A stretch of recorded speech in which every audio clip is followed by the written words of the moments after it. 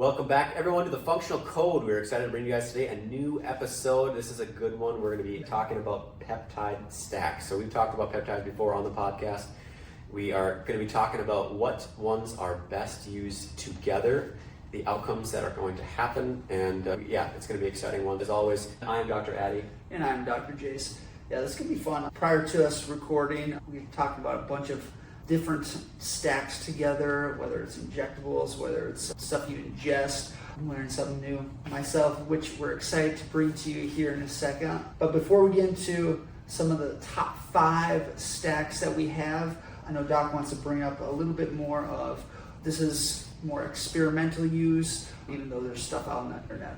Yeah, so before we get into this, the first thing that I just want to mention is if you're going to do something like this, please use it under the guidance of a medical professional. There are a lot of ways to not do this right, and there's just comes to a point where getting this for yourself without the help of a medical professional is more risky, and we just want to make sure that you're doing this safe and effectively.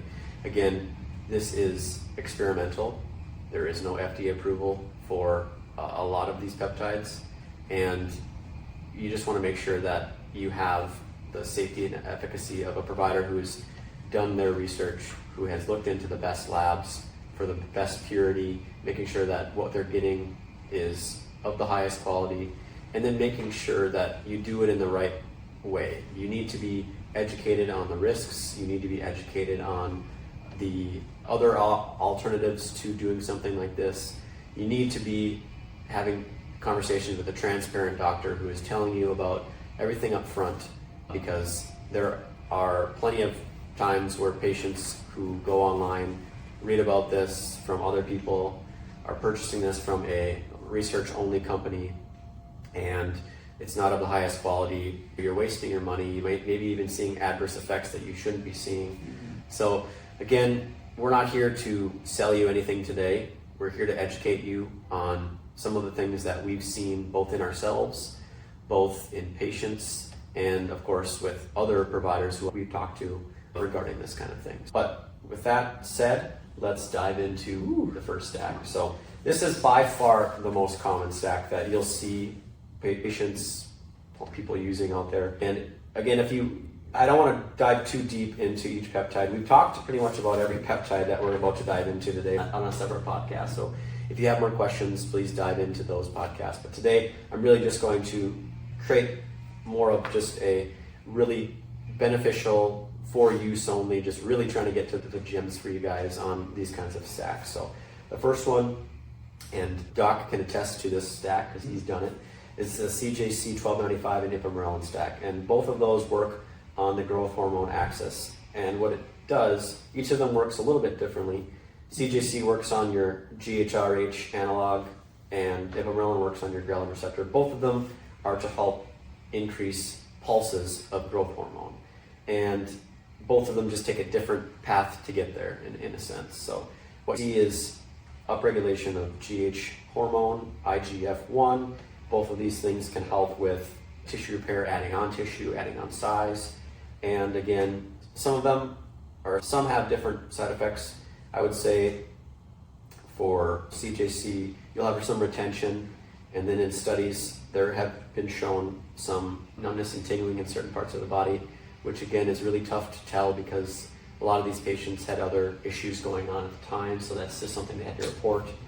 And also there was, with CJC, a study where, I think it was a phase 2 trial, where a patient had died during the study, but if you look in depthly, the cause of death was stated by the medical examiner not due to taking the peptide drug.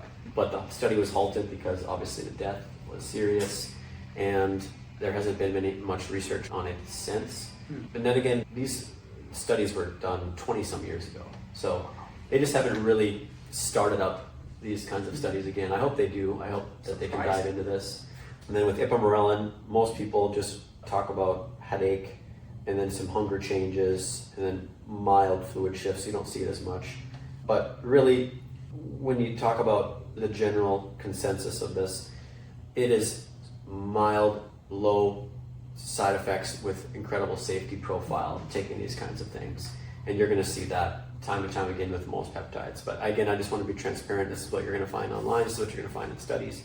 But yeah, with that, Doc, when you were on the stack, what did you see and what did you feel taking it? For sure, sleeping, I noticed a difference. In terms of feeling well rested, I was able to recover at a really quick rate, push myself in the gym, and still be able to work with like little to no soreness. Those were two of the main-ish things that I noticed when I was on the stack. I think it was for like a 6 to 8 week period of time. Yeah, strongly suggested. Yeah, that's some of the big things I noticed. What about you? When I was on it, I recovered quicker. That was a big one. I am about to do another Morelin stack, so I have some updates hopefully in the next 60 days. Cool. My goal is to put on some more weight, so we'll see how that goes. The first time I used it, I only used it for 15 days. I used it in conjunction with some other peptides to really help recover and heal. But for me, I didn't notice any sleep changes. I did notice the headaches for me. That was something that was, but again, it was mild. I wouldn't say it's something that was scary. I just noticed it. Sure. But that was the only thing that I noticed. Again, I felt like I could do more in the gym. I felt like I wasn't restricted after a hard day's exercise or effort. I was recovering quicker. And again, I felt really good.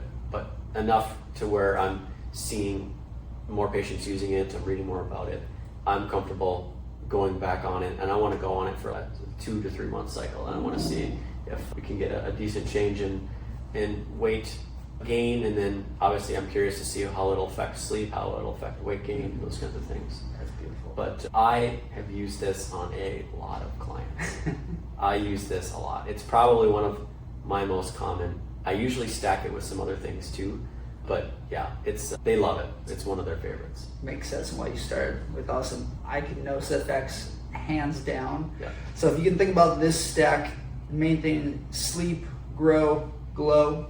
Sleep nightly dosing syncs with the natural growth hormone pulses for deeper rest, where CJC helps you grow via the big pulses of growth hormone, and then glow with Morelin adds a little bit of a rhythm and synergy without less stress hormone. So, yeah. And there's been some anecdotal mentions of, and I like the glow part of it, because believe it or not, there are some anecdotal evidence out there stating that they have better skin with Morelin. Yeah, it's very interesting. I guess I haven't been too observational about that with my patients. They're not using it usually for that kind of thing. But I'm curious if you guys have ever used it and if you saw any changes in your skin with Morelin. I didn't notice my skin, unfortunately. But again, some people respond differently, and that's just kind of what we see. But yeah, for those, I would say sleep and growth are going to be definitely the more primary benefits. That's beautiful. All right, then on to our next stack, which a big thing is blood and build. Blood and build, yes. BPC mixed with either TB500 or some fragment of thymosin beta-4. So thymosin beta-4 as just a peptide by itself can be chunked into smaller segments, and so that's where TB500 is. There's also TB4 fragments that you can chunk off of the big thymosin beta-4 peptide, because one end of the peptide actually does something different than the other end, and so you can get different changes. That's what I've talked to formulators about, and that's really what they like using it for, as far as just a difference. But TB500 plus BPC is a really helpful repair stack. I've used it with clients. I used to use it myself. I do feel, again, it's incredibly helpful for coming off of an injury, reducing your pain, coming off of any musculoskeletal effect. You're going to see great changes. It's really safe, almost zero side effects with this kind of stack. I have yet to see anyone report a side effect to me using this. I've used it both orally and injectable. Yeah, it's awesome. It is super effective. I know a lot of oral forms, supplementations, whatever you want to call it, combine these two together quite often. Yeah. It's probably the one I see personally most commonly together, the TB500, BPC 157. I know we've used it with patients' tissue healing, and it works incredibly well for us in how they ingest it, but no, you've used it with patients on the injection form as well. Yep. So There's different ways we can go about it, but Yeah. interesting. I would say if you have an injury that you're looking that's chronic, just not getting better, or if you feel like you're just not recovering the way that you used to, or if you just feel like you want some supportive tools to help you along this journey of healing, getting over an injury, recovering, this is one that you should talk to your provider about. Yes. Yeah. Well stated. Yeah. All right, Doc. The next stack we have is burn and churn. Burn and churn. Yes. I would say this one is one that I won't spend too much time on. It did get a lot of reception with kind of in the earlier stages of peptides. I think there are better stacks out there now, and we'll talk more about that. But AOD 9604 and MOTS-C. So AOD 9604 is a fragment of GH, and what you're going to see is it acts on your lipolysis pathway's ability to reduce fat.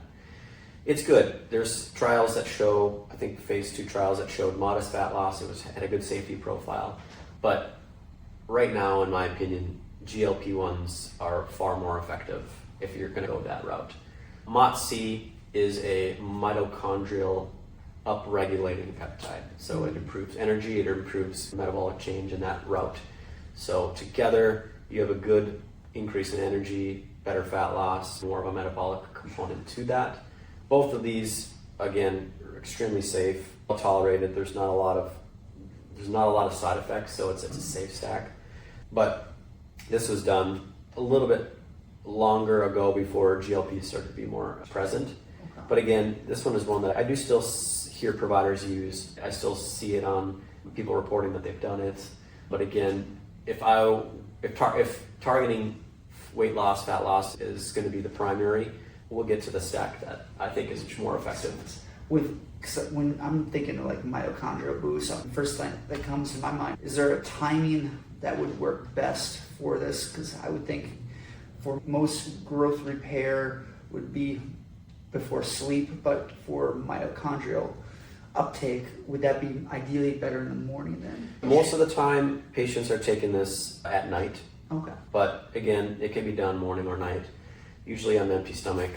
It's tough. Some patients just have a tough time sticking to a routine schedule, but if it's oral, it's usually easier in the morning before a meal.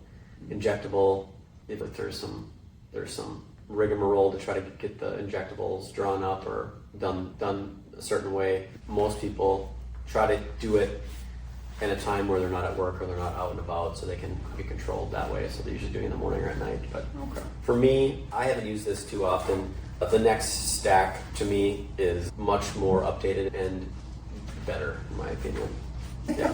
All right, well, let's go into our next stack, which might be a little bit more advantageous for most people. Yes. So the shrink and sustain stack. Yes, this is by far the most common stack that I use. Okay. By far, with patients. So a GLP-1 peptide, could be semaglutide, could be tirzepatide, starting to do retatrutide as well, plus ipamorelin. So it works so nicely because we start to get concerned about losing lean muscle mass with a GLP-1 on using it for longer periods of time. Now, a GLP-1 helps you to reduce weight.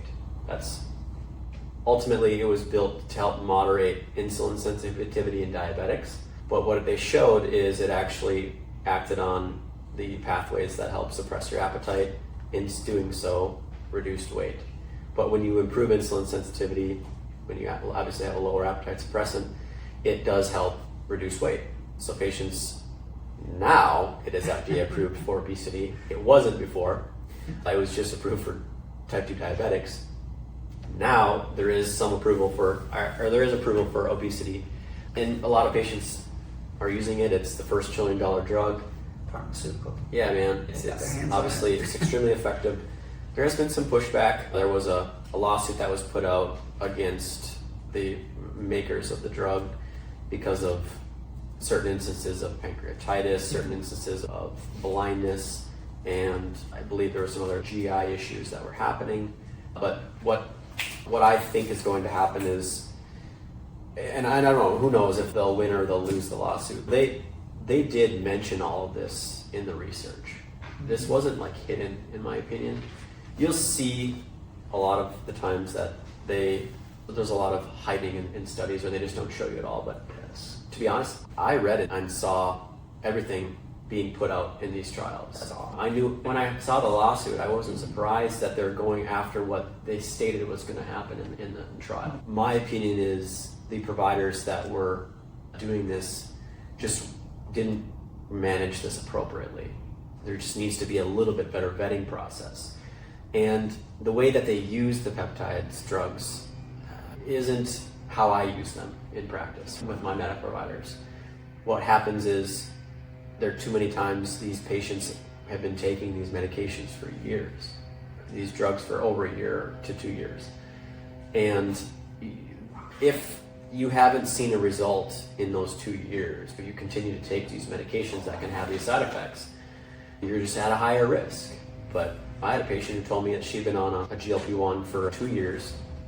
And I said, have they tried to change anything? Have they told you to do anything different? 2 years. And she goes, I told them that I am not going to change myself. I'm going to eat how I want. I'm going to do what I want, and it is what it is. And I'm like, in my opinion, if a patient were to tell me that, I wouldn't take them on as a client. I would not certainly continue to give them a medication if they aren't going to do anything to improve or favor their odds using this. Because what will happen is over time, if you lose all of that muscle mass, or if you have these chance of having these side effects, there's no positive benefit to taking it for 2 years. If you didn't see any change, then now you're just up.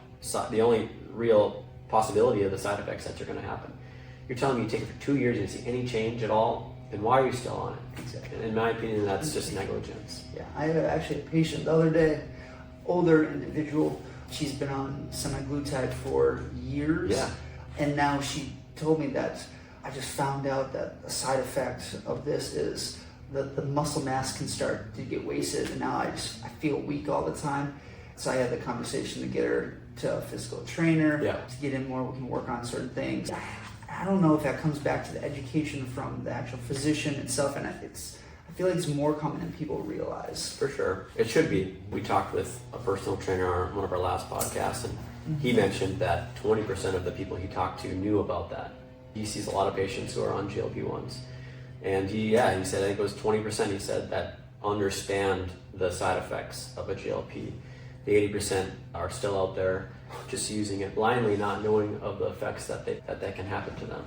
So why is that important? Why is this stack important? Is because with Morelin, we see a better lean mass prevention, and they're synergistically helping, again, improve other areas of health while we're trying to lose weight, preserve lean mass, and again, support muscle tone and supporting GH growth, as we're obviously maintaining that. But my favorite stack, patients love it. It's really great. I don't think I'd say that's definitely close to my number 1 or number 2 stack that I use with clients for sure. Yeah. It makes sense, like the weight loss, but then helping sustain the muscle mass at the same time. I think I'm surprised that they don't combine those two together to a certain extent. I'm sure it'll potentially come down the road, but Morelin, we're pretty far away from ever seeing it as a drug. I don't know if it ever will. Notice how pharma companies will attack the biggest hitters. I don't think there's as many people who is interested in putting on weight than losing weight. I don't know if it was the route that they would have chosen. Obviously, with the rise of the epidemic of obesity and comorbidities, the GLP was just a big, beautiful drug waiting to happen, and it performed beautifully. And I still feel like if you use it appropriately, it's still a very helpful peptide and drug, depending how you use it. And if done, it can be really safe, and I don't see a lot of issue with it. Now, how I use it versus how other doctors are using it, I certainly don't have patients on it for 2 years. That's incredible. I think the most I've ever had a patient on it was 3 months. Okay. And that's it. Because the conversation is so different. We are going to help support this journey, but and here's the deal. You go and invest your hard-earned money into something like this, which, by the way, if you're not approved if you don't have approval to use this medication, it's $16,000 out of pocket a year. Now, using it in a compounded pharmacy peptide form, it's much cheaper, but not a lot of providers are doing that. But again, I think Wegovy is 16 grand a year. I'm not mistaken, out of pocket, if you have no approval for it, no insurance coverage. So again, it's not like you can just walk in and have your provider write you the script if you have no coverage. It's going to be very expensive. But again, you work hard, spend your hard-earned money on it. You see the good results in the first 3 months, which is what research shows. Most trials are in that 3-month process. Can see anywhere from a 10 to 20% weight loss. That's what it's showing for most GLPs. Some better than others. But what they're finding is most are putting the weight back on. Research is showing that. Why? Because you didn't have a conversation. I'm prepping my patients. I'm saying, we are going to teach you how to maintain this. And if you don't, it's going to come back on. What's the actual goal? So what is our goal? Yes. Is it to just lose weight in 3 months and then put it back on? What a waste of your time and effort. It's teaching you giving you the tools and the habits to maintain this quality of life much longer after you're off of this peptide, this tool. It is a tool, not a solution. Yeah, but no, it is a great stack, one of my favorites, and I'm continuing to use it every week with patients. Beautiful. Yeah. Now on to our final stack Yes. of the pod. Seal, heal. Yes. So BPC, lorazepatide, KPV, these are all peptides that are helpful for improving your gut integrity. Okay. So BPC is a gut peptide secreted in the gut, helpful for many things. We did a podcast on BPC. We dove into how it can help with many other things. So if you want to learn more about it, please dive into that podcast. Lorazepatide, it's a zonulin pathway antagonist. When we have autoimmune issues, when we have leaky gut issues, when we have issues of the tight junction, this can actually help tighten those junctions. And we've seen it in celiac disease patients, we've seen it in phase trials. It is really helpful. And so with patients that I feel have that kind of issue, whether we're testing patients, stool testing these patients to see if because there's good markers to check in your stool if you have this kind of reaction to food. Because when we have leaky gut, when we have more permeable tight junctions, what we're seeing is a response almost like the body attacking these food particles as like a foreign object. And so it increases certain markers in your blood and stomach. And so when we do that, we can see, you have an anti-gliadin is against food. So we're seeing this kind of effect. So that's more in the celiac population. But it can also, when patients are eating just regular healthy food, we'll see that in an autoimmune patient who's feeling like they can't eat anything. Everything hurts to eat. And it can be bothersome because they feel like they're like, what do I do when I'm trying to eat and I can't even eat healthy foods and it's making my stomach hurt? And so we'll see that in that kind of a population. So Interesting. Okay. And then we have 8-KPV, which is a very small peptide. It's only three amino acids. It's helpful for more of an anti-inflammatory component. So you can see just patients who have more inflammation in their gut, those kind of things. It's just a nice end tool to use along with the stack. There is a stack from Level Up in Australia who they have formulated something with these in there. That's what I use. It works incredibly well. Before you use it, please talk to your provider just to make sure that they do the proper testing. They make sure that this is something that you should be using. And of course, they educate you on the risks and everything along the lines of that. But it is phenomenal for gut patients. From what I've seen versus how I've managed these patients in the past, this is such a game changer. A lot of these patients, it took a lot longer for them to see the change, not having a tool like this. We would have to do restrictive diets. We'd have to, these patients, they're in misery. And to see them have the change much quicker, being able to introduce foods quicker, being able to have less pain in a reduced time and fashion, it's just so much fun to be able to help them with that way. What's the Level Up supplement or oral? I think it's GI repair. Okay. Yeah, Gotcha. ultimate GI repair. Because I feel like I looked into that Yeah. and then tried myself. But again, it's easy to get. You can go on their website and you can buy it right now. But before you do, I recommend please go and talk to your provider first. Make sure that they are testing you, making sure that you qualify for this type of treatment, making sure that you have the proper consent. and understand that this is experimental. There's no FDA approval. Again, it's very important that you take the steps and measures to keep yourself safe and work with a provider who more than likely will get you results quicker because they've studied this, they've worked with this, and again, it's just safer and more efficient. Makes a lot of sense from there. So Doc, I know there's different stacks or maybe couples that you can pair together, whether it's peptides or potentially something else thereof. Where are some of the things that outside the ones that we just talked about? Yeah, so some honorary mentions. Ooh, love that. I did kind of an AI crowd scan. So I prompted AI to please go across social media platforms, go across Reddit threads, go across any place where this is being spoken about. Ooh, love that. Okay. And again, doing this is a very low quality way to get your information. Okay? This is not what I recommend that you do to gain a really high evidence-based knowledge of these products. Interesting here though. But what it does tell me as a provider is what are other providers or other patients, other clients maybe doing, and how is it possibly helping them. I then look at that and I reflect and see if that's even a good idea or not, and I make sure that if that is either is or isn't, I'll explore more about that. But that's how you should be using AI.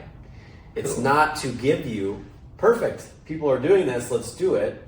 It's information that's super helpful until it's more researched and gathered. So for me, the TERS plus CJC IPA, that was just added CJC to the stack of GLP-1 and IPA. Someone said that it was a max fat loss with less flat look, whatever that means. My guess is the flat look that some patients do get on a GLP it's called hollowing, where they lose too much lean mass and their bony structures, if they're more prominent, stick out. And you look a little skeletonish. Okay. So maybe I think that's what they meant. I've never done a CJC IPA TERS stack. I always like to keep it as simple as possible. If I can just use one, I'm just going to use one. If I have to use two, I will do that. But I'm not one to start a patient on 5 different peptides. It's more simple, keep it simple is better for me. And I like what you said earlier on the pod, or probably not even on the pod. I asked you like why don't you do more stacks? And you said, I like seeing variables. Yes. I think that is an important fact that people need to realize, that because these are experimental, that's more or less, you want to see how it reacts to you. Exactly. And I like that you brought that up, because I do think people need to know why working with a provider is more important, and especially one that does how I do it, because I think it's important. You have providers that are out there that will run a test, they'll see some information, and they'll throw you on 10 supplements. Now, I have seen amazing results from stuff like that. I have. And I'm not knocking the providers that are doing that. But in my opinion, there maybe is a better way of being more efficient.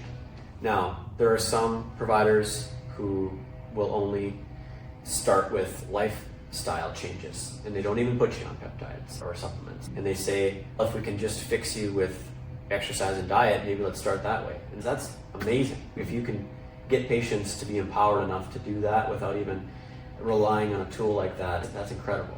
But a lot of the times, I've tried that. A lot of patients, they just get a little winded. They don't feel like they're making the strides that they want, and they give up. And so these tools are helpful in gaining some momentum. Love that. And then compounding on the fact that they're doing these kinds of things, it's helping them out. But when I'm throwing 5, 6 different things at them, I don't have the ability to measure what's working. For me, that's important.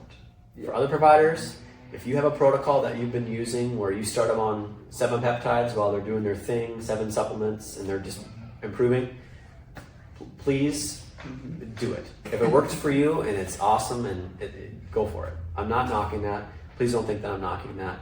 But for me and how I think and how I want my patients to be treated, that is just something that I like. I like to be able to measure. I like information. I like data. I think that's more powerful in the long run. Yeah, from my perspective, like if you're on, let's say the bunch of supplements stacked together works well, cost effective wise, maybe in the future, what is the thing that caused it, or maybe a couple or a few that caused it, Right. and maybe what didn't. I think that's where... Well, that's the devil's advocate that I don't like throwing out, because some people don't like talking about it. Yeah. But it's like, you're taking 10 supplements at a time, and a side effect happens. Which one did it? You take them all out, and then... guess what? I worked in the settings where they have to do that. Yep. You take all 10 off now, and you're like, well, now we're back to where we started here. So now you're reintroducing a few at a time. And in that setting, maybe you could have just started with 3 at a time, not all. And again, I hate being that, because I work with some phenomenal freaking providers that do some amazing things doing that kind of protocol. So I don't want to knock that. But in regards to measuring variables and having control, I'm just super, super specific. And that's just what works best for me. And I think also you're learning from not necessarily past mistakes, but you're learning on what could be better or how you could optimize the process. And that's what I see from what you're trying to distill out. Yes, other people have their own way to go about it, but yours your process rationally makes more sense, I feel like, to most and more people for a long-term standpoint. And if you only need one, it's just more effective, Yes. It's just safer, or that kind of thing. But again, there's still not a lot of research on this. There's not a lot of research on our 7 supplement protocol for an issue. Like you don't see a lot of multi-supplement research out there. And so this is a lot of it is just providers and clinical experience, and it's each their own, and you got to step into the octagon together as providers and duke it out. But I'm going to throw respect where respect is. There are some amazing providers out there practicing that way, and they're getting amazing results. So I'm not going to knock that. Just the way that I do it is different, and I also get great results, and so that's the way that I've done it. And we didn't even bring up receptor bias either. No, again, there's just so many other things that'll happen that patients. Efficiency is better when I have more control of the variables. Yes. And when I understand the variables. So, next would be Retta and MOTS-C, which is retatrutide and MOTS-C. We talked about MOTS-C. We didn't talk about too much about Retta, but Retta is a triagonist, a newer GLP, probably will be on the market as a drug in the next 2 to 5 years, maybe. I'm not sure. Sense, yeah. That one, again, more of a metabolism, mitochondrial change, more energy fat loss again versus fat loss, lean muscle mass preservation. Okay. Tesamorelin, ipamorelin. Tesamorelin is actually, I believe, an FDA-approved drug, or I might have to check on that, but I know it's actually gone through many phase trials. I want to say it's actually gone through a phase 4 trial, but it was used for patients with visceral fat who had HIV-associated lipodystrophy. So trouble losing the fat due to an issue, HIV. Now what it shows is taking tesamorelin actually helped reduce central adiposity in these patients. So mixing that with ipamorelin, again, fat loss, lean muscle mass, in that kind of a stack. Makes sense. So good human data on tesamorelin. I think there was a lot of people who started with tesamorelin but before GLPs. It was a really safe and effective peptide. And I've never used it, but I have been wanting to learn more about it with patients who are having more stubborn fat. But I don't see a lot of that. It's just small cases where we're getting some difficulty losing the weight on a GLP. I still find GLPs really effective. Still have a lot of research on them, that's why. I was going to say, it makes sense with what is actually working for most people. Yeah. Tend to bias towards that. We have far more research on the GLPs than we do on tesamorelin, but again, teach their own. Next, the nootropic stack. I've seen this before. CMAX, Selank, Dihexa. These are all BDNF upregulators for mood, for focus, for alertness. There are some formulas out there that have Dihexa in it with some other things, mushroom compounds as well mixed in there. Okay, sure. CMAX and Selank are both can be used as intranasal sprays. I've heard mixed reviews. Some say it's great, some say it doesn't really do much. I don't use this too much. I have used a compound stack with Dihexa in it. Shows some good change. I like the mitochondrial pathway for focus and alertness better. NMN, NR, even just mushrooms themselves. lion's mane. Yeah. Yep. God, what are some other ones? Other mushrooms. I use one, Morelin. I don't know. I see that working better in patients, in my opinion, as far as like energy goes.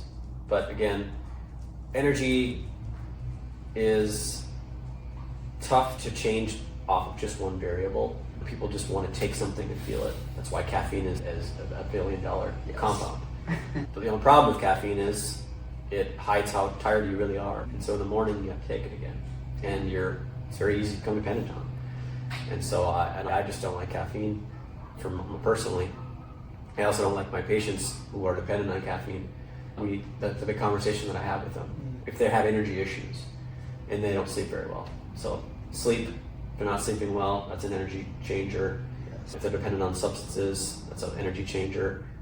Weight loss, hormone changes, or obesity and hormone issues, that's going to be an energy changer. So you start hitting those areas long term, that's how we're going to get you feeling good. Makes a lot of sense. For those people that you're having the conversations caffeine-wise, because if you take it cold turkey, take it out, people can have these other symptoms. It's a tough substance to come off of. Do you down-regulate or lower the dosage? Yeah. As you take So there is a couple compounds that I'll use substitute in place of coming off of caffeine. Paraxanthine is a compound that I can't remember if that's the name of the formula or if that's what's in it, but there is a caffeine substance that is similar to caffeine. It's like I want to say it's like a byproduct. I don't know. Basically it gives you the ability to feel the energy without the crash of caffeine. Oh wow! I've only used it in some select patients. I get to use it myself. I don't like to use a lot of stuff to help me get energy anyway, so I choose not to. But I look into that. I think it's called paraxanthine. But another thing would be electrolytes. Yes. For some reason, I'm still trying to figure out the pathways. But patients who are taking electrolytes in the morning is a great coffee substitute. Also, NO2 impactors. So citrulline, arginine, beetroot powder, anything that helps with like vasodilation and blood flow. I see a lot of improvements using that as a substitute. Even just staying hydrated. That can take away your headaches, take away your fatigue in the morning, just being properly hydrated. Exercising in the morning can be, yes, it's not, if you're not taking something, but that can be great. Huberman talked all about how ATP is generated with movement. Yes. You don't get ATP with rest, you get it with movement. You get it by exercising. That's how you get your energy. Yes. You have to move to store energy and get it. But yeah, I think there's definitely probably many other compounds out there that people are using that I don't know about. I know Qualia Mind, people were using that for a long time. That was a big one, but that had caffeine in it, so I was torn. There is a non-caffeine Qualia Mind out there now. I've never used it, but yeah, I'm sure there's probably so many out there. Alpha Brain from On It. I don't think that has caffeine in it, if I'm mistaken. I don't think so. I know everyone raged about that. I actually took that this morning. Yeah, that one I know I've heard good things. But for me, for energy, the quickest change from just a ingestible would be the NMN, NR, the nicotine riboside. You're working right on the NADH pathways for ATP, mitochondrial change, those kinds of things. Works really well. I think that's the only one that I can say makes a somewhat of a considerable difference as an ingestible. If you're just looking for energy changes. Makes sense. Yeah. Fascinating. We already talked about BPC KBB. That one looks like that has already gotten put on there. Ooh, like Melanotan 2 and PT141. So I've never used either of those. PT141 actually comes in strips now. You can buy them just on your tongue. Otherwise, you usually use them as injectables. But Melanotan 2 and PT141. PT141, I believe, is a fragment part of Melanotan. I think. Okay. I'm not too common with it, but I'd have to look into that. I think PT141 is fragmented though. It's a fragment of a larger amino acid. But Melanotan 1 and 2 both have been used for improving skin darkening of pigmentation. 1 and 2 both give you a little bit different skin composition. 1 makes you look a little bit more orangey in hue. 1 looks maybe a little bit different hue. So you just have to see what people are using out there. But as a side effect or offset of using it, it's a libido booster. So using Melanotan 2 plus PT141 greatly improves libido function. You also get really tan. Some say you can even see body composition changes. So this peptide was really marketed heavily for you get jacked, you get tan, and you get sex. Like that was, you couldn't have a more marketable peptide, I right? am so in awe that this hasn't been blown up to mainstream. It was really tough to get there for a while. For a while, you couldn't get it anywhere. It was just, it just got taken off the market. I know PT-141 you could get pretty quickly right now with the oral strips. I won't tell you where you can get it. You have to look it up. I don't want to tell you where to get it. But with melanotan 2, you could probably go on some research chemical sites and get it. Again, I don't know. The tanning thing for me, if you want to be darker in color, I do know it does have some skin protective effects. It does seem to reduce the burn component and have actually protective skin effects, which I think is good. Libido, I think there's better long-term ways to improve your libido, hormones, and your weight. Like those are going to be ones that I would rather hit first. And then getting jacked, I don't think it gets you jacked. I think that was just a marketable. You got to get to the gym to get jacked. Yes. But for this, if you tried it, please let me know. I'm curious your guys' responses to it. I'm curious what you guys have felt on it.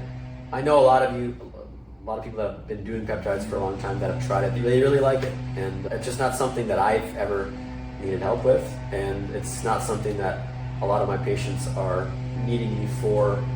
I tend to have a different philosophy, and we're definitely doing more long-term approach versus just hitting peptide after peptide for each symptom that you have. It's just a personal thing, but really the biggest thing that I want people to know is if you're going to do this, please use a provider. Make sure that you understand the purity ratings of each peptide. They have COA, certificate analysis. They know where they're getting their products.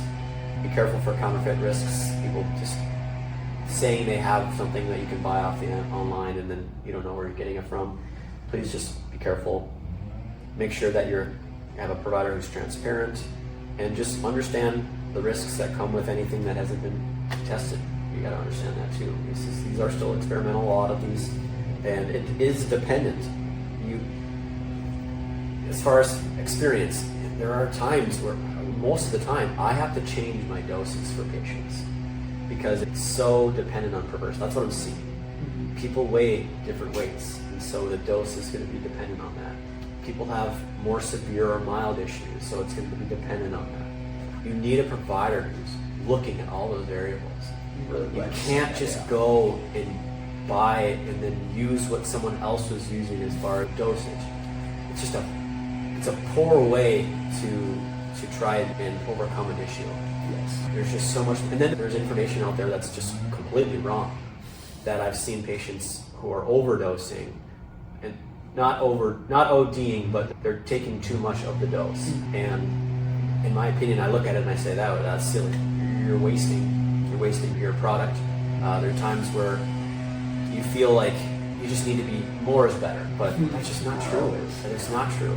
If you're doing it in an efficient and specific manner, mixed in with good habits and exercise and nutrition and other things, we're managing hormones, we're taking other things, it becomes an incredible tool, a lot of these things. Yes. But aside from that, you got some pain, you see everyone's taking BPC, you're looking at what they're doing, you buy it online, you start taking it, I don't think you're going to see the results you think you're going to get. Yeah. There's better ways that you can optimize that whole process and the journey. Yeah. And Doc knows this personally. If you're overcoming an injury and you're not even doing physical therapy, well, you're wasting your time. Would you agree? Yeah. What's the goal? What's the purpose? These compounds will help as a tool for processes in your body, but you still have to put the effort and work in to make the change. 100%. Yeah. Yes. Is there anything else that you wanted to hit on, Doc? You mentioned in the podcast today in a chart here, so I'll put those up. Yeah, Doc will put those up. Cool. Do you have any other good quality studies that I missed? Please share them. I'm always looking to learn more. You take just even a quick glance, and you see where we don't have a lot of research on this stuff. So again, that's got to be taken into account. Especially we're learning every day. Providers are doing this on their own cohorts, and we're trying to be as safe and effective as possible.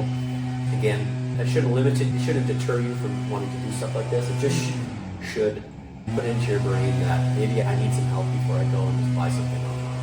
Smart. Well, because they can affect so many other processes in your body that you have no idea. Yeah. So with that, hopefully this was helpful, everyone. If you thought this was super valuable and you're interested in this kind of stuff, please share, subscribe. We're curious what kind of things you guys have maybe done, things you've heard about. Please, we're just looking to learn more and more each day, and hopefully we start to see more mainstream use of a lot of these compounds in a, again, safe, effective manner, and we just want to continue helping anybody we can. And from what we've seen, a lot of this stuff can really help you all. Yeah. So with that, until next time, guys, you guys have yourself a great day. Woo! Disclaimer: the content provided in this health podcast is for informational purposes only and is not intended as a substitute for professional medical advice, diagnosis, or treatment. Always seek the advice of your physician or other qualified health provider with any questions you may have regarding a medical condition. Never disregard professional medical advice or delay in seeking it because of something you have heard on this podcast. If you think you may have a medical emergency, call your doctor or 911 immediately. Reliance on any information provided in this podcast is solely at your own risk. The creators and hosts of this podcast are not responsible for any actions or decisions you may take based on the information presented. Thanks for joining us on The Functional Code. For more evidence-based health insights, subscribe, rate, and review wherever you get your podcasts. Remember, your journey to a healthier you begins with understanding the functional code.